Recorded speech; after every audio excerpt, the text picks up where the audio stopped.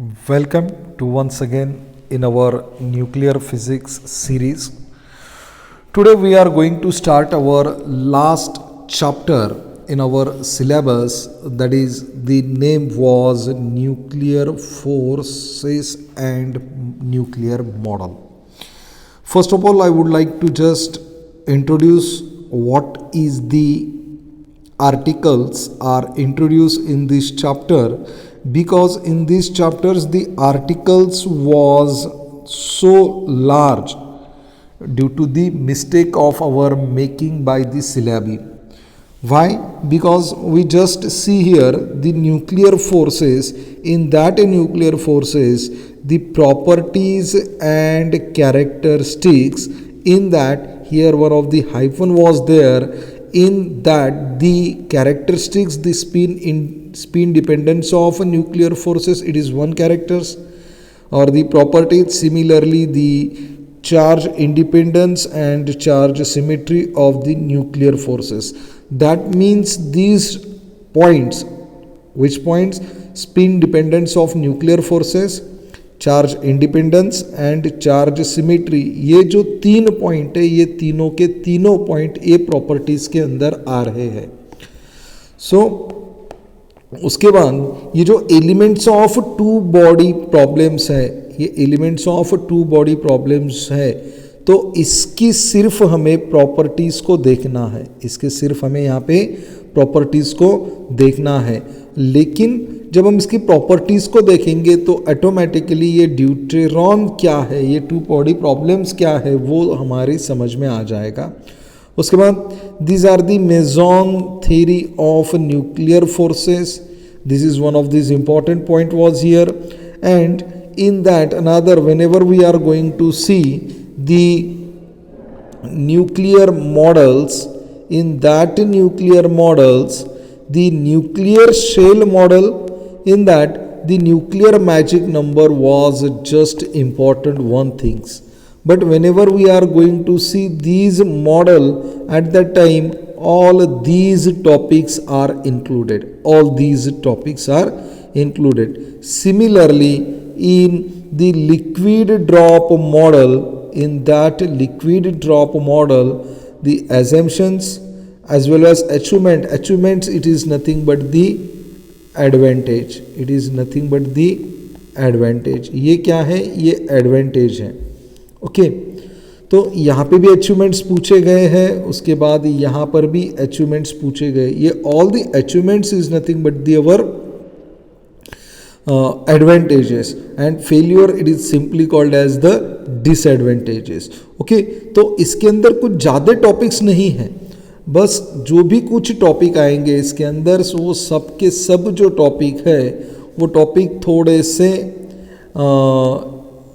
Interacted ही है, इसलिए ये ज़्यादा लेंथी चैप्टर नहीं है. ये विद इन 3 और 4 लेक्चर्स या मैक्सिमम इसको हम लोग क्या करेंगे, और जब जितना डिटेल्स में समझने की कोशिश करेंगे उतना डिटेल्स इसको समझेंगे. और ये जो चैप्टर है, ये चैप्टर हम इसको क्या करेंगे कि 8 या 9 लेक्चर्स के अंदर इसको ख़त्म करने की कोशिश करेंगे. तो सबसे वाला पहला जो पॉइंट आता है आपका, that is nuclear forces. Which one? That is the nuclear forces. अब ये जो न्यूक्लियर फोर्सेस है, अब हम लोगों को तो पता है कि न्यूक्लियर फोर्सेस क्या होते हैं, कि जो न्यूक्लियन होता है, न्यूक्लियन के अंदर जो भी प्रोटॉन्स होते हैं या न्यूट्रॉन्स होते हैं, इस प्रोटॉन्स और ये न्यूट्रॉन्स के अंदर की जो भी फोर्सेस है उसको रिलेटेड हम न्यूक्लियर फोर्सेस को यहाँ पे पढ़ेंगे. ठीक है, तो ये हो गया सिंपल वन हमारा. तो अब दूसरी चीज़ क्या है यहाँ पे, कि जो पहला टॉपिक निकल के हमारा यहाँ पे आ रहा है, that name was the properties. क्या है पहला वाला? That is the properties of nuclear forces. ये फर्स्ट वन टॉपिक है हमारा. तो न्यूक्लियर प्रॉपर्टीज, न्यूक्लियर फोर्सेस की जब हम लोग प्रॉपर्टीज देखेंगे तो इट इज अ सिंपल, सबसे पहली जो प्रॉपर्टीज की निकल के आ रही है, it is the always attractive. ये जो है ना, ये कैसी है? ऑलवेज अट्रैक्टिव प्रॉपर्टी है. It is always attractive properties. अब ये जो अट्रैक्टिव प्रॉपर्टीज है मीन्स ये किस किस चीज के अंदर अट्रैक्टिव होंगी, ये अट्रैक्ट होगी इन दैट आपकी पीपी चेन हो गया यानी प्रोटॉन प्रोटॉन हो गया, या न्यूट्रॉन न्यूट्रॉन हो गया, या न्यूट्रॉन प्रोटॉन, ये जो एग्जिस्टेंस है, ये जो न्यूट्रॉन एंड प्रोटॉन्स के साथ जो बाउंड है, जो स्टेट बाउंड्स है, उसके लिए ये जो है it is always attractive. That means ये सब चीज़ के लिए ये जो है ये हमारी ऑलवेज अट्रैक्टिव होगी। ओके, तो ये सिंपल सा पॉइंट था, क्योंकि हमें पता है ये जो प्रोटॉन है या ये जो प्रोटॉन है या जो ये न्यूट्रॉन है या न्यूट्रॉन प्रोटॉन है, ये एक दूसरे से क्या होते हैं, बाउंडेड होते हैं। क्या होते हैं, एक दूसरे से ये बाउंडेड होते हैं। ठीक है सॉरी, एक दूसरे से ये बाउंड होते हैं। अब जो दूसरी सेकंड वन जो प्रॉपर्टी निकल के आ रही है that is called as the saturation property. कौन सी प्रॉपर्टी है दूसरी वाली, that is called as the saturation property. अब ये जो सैचुरेशन प्रॉपर्टी है, ठीक है, अब ये जो सैचुरेशन प्रॉपर्टी है, इस सैचुरेशन प्रॉपर्टी को जब हम लोग देखेंगे तो हमें एक बात पता है कि जो न्यूक्लियाई होते हैं, जो न्यूक्लियाई होते हैं, ये जो न्यूक्लियाई होते हैं, ये न्यूक्लियाई की जो डेंसिटी होती है वो सेम होती है। डेंसिटी क्या होती है इन सब की, सेम होती है, क्योंकि हमें पता है R is equal to R0 into A⁻⁴।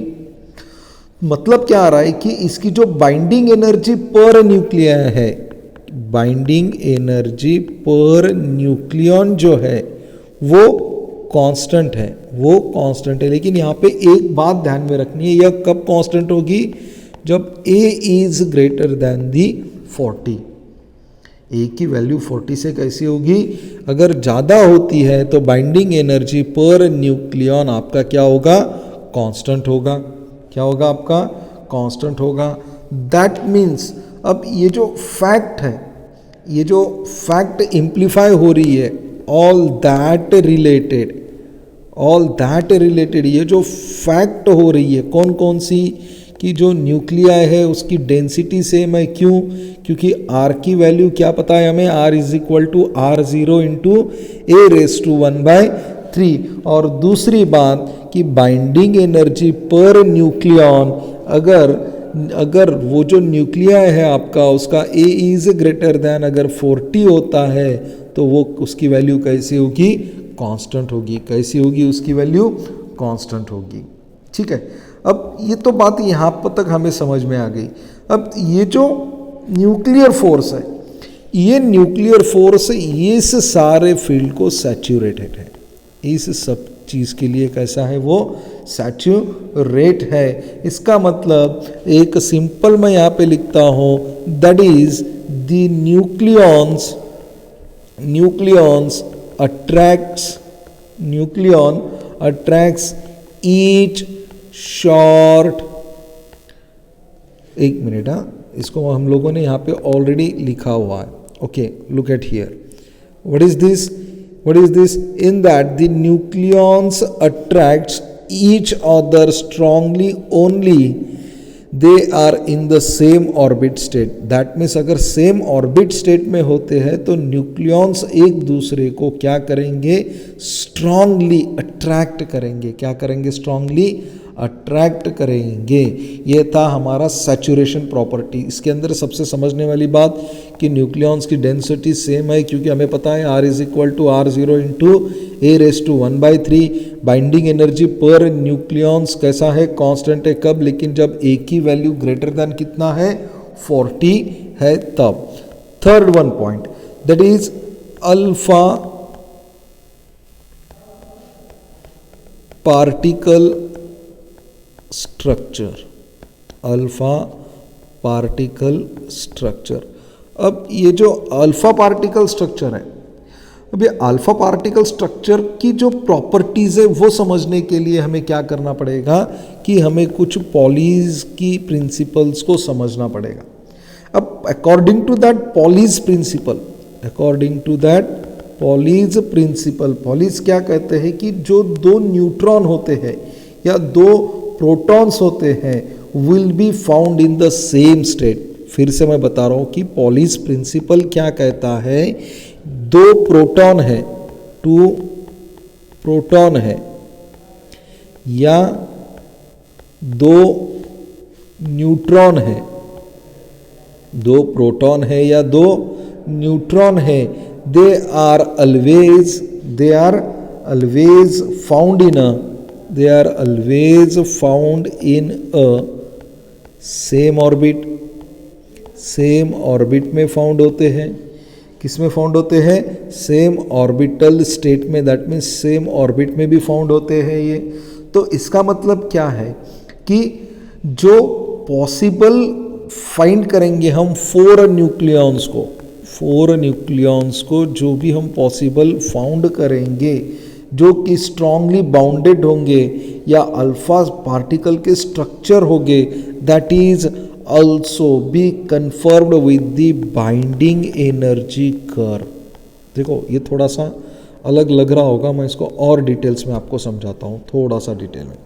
हम क्या कर रहे हैं, अल्फा पार्टिकल स्ट्रक्चर्स को समझने की कोशिश कर रहे हैं, जो कि प्रॉपर्टी है किसकी, ये न्यूक्लियर फोर्स की, ये प्रॉपर्टी है। तो ये प्रॉपर्टी क्या कह रही है वो देखो। सबसे पहले ये प्रॉपर्टी क्या कह रही है कि जो पॉलीज प्रिंसिपल है, इस पॉलीज प्रिंसिपल के अंदर क्या कह रहा है वो कि only two neutron and two proton will be found in a same orbital state. बराबर है। तो दो प्रोटॉन्स है या दो न्यूट्रॉन्स है, they always be found in a same orbital state. तो इसको क्या होगा कि जो चार न्यूक्लियॉन्स बनेंगे, पॉसिबल दो न्यूट्रॉन और दो प्रोटॉन्स के मिलके जो भी चार न्यूक्लियॉन्स बनेंगे, इट इज स्ट्रांगली बाउंडेड होंगे। वो कैसे होंगे? स्ट्रांगली बाउंडेड होंगे। और उसको अगर हम लोगों को अगर कंफर्म करना है तो उसके लिए हमें क्या पढ़ना पड़ेगा? बाइंडिंग एनर्जी कर्व, जो कि हम लोग ऑलरेडी पढ़ चुके हैं। अब जो अगला वाला पॉइंट निकल के आता है इसका, दैट इज अट्रैक्टिव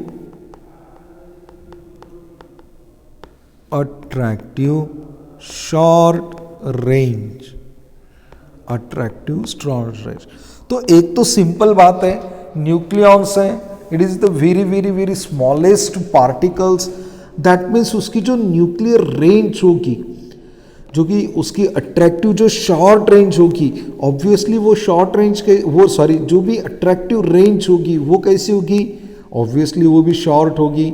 क्यों? क्योंकि जो भी पार्टिकल्स है उसका जो अल्फा पार्टिकल की स्कैटरिंग होगी या उसका इमिशन होगा या उसका जो एनालिसिस होगा, ये एनालिसिस किसके अकॉर्डिंग शो करेगा? न्यूक्लियर फोर्स के अकॉर्डिंग शो करेगा।